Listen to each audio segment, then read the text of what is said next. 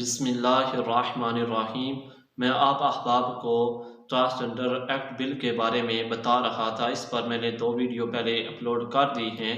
تو یہ خواجہ سراؤں کے تحفظ کی آڑ میں ہم جن پرستی کا قانون نافذ کیا گیا، بل پاس کیا گیا، اس میں صاف یہ لکھا ہوا ہے کہ کوئی عام بندہ بھی نادرہ میں جا کر مرد ہو یا عورت وہ اپنی جنس تبدیل کروا سکتا ہے۔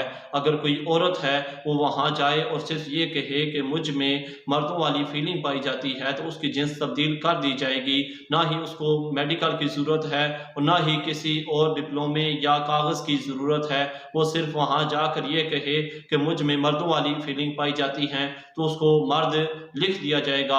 اسی طرح کوئی مرد جاتا ہے اور وہ کہتا ہے کہ مجھ میں عورتوں والی فیلنگ پائی جاتی ہیں تو اس کو عورت لکھ دیا جائے گا، اس کی جنس تبدیل کر دی جائے گی۔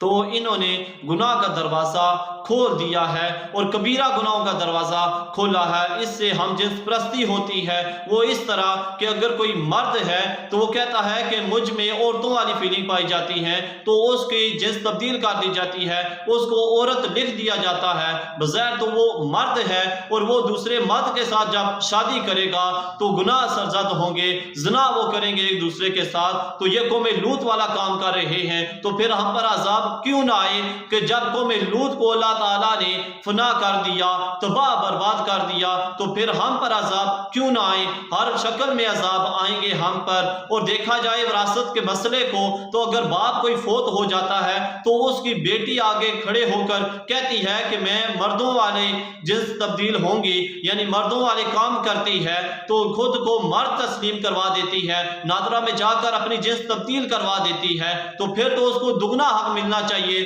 تو یہ بھی مسئلہ سامنے رکھیے گا۔ تو کوشش کریں کہ جہاں تک ہو سکے آپ آواز اٹھائیں اور اس قانون کو مسترد کریں، اس قانون کو کالعدم قرار دیں، اس قانون کو بند کروائیں۔ اللہ تعالیٰ کی بارگاہ میں دعا کرتا ہوں کہ ایسے بلوں سے ہم سب کو نجات عطا فرمائے۔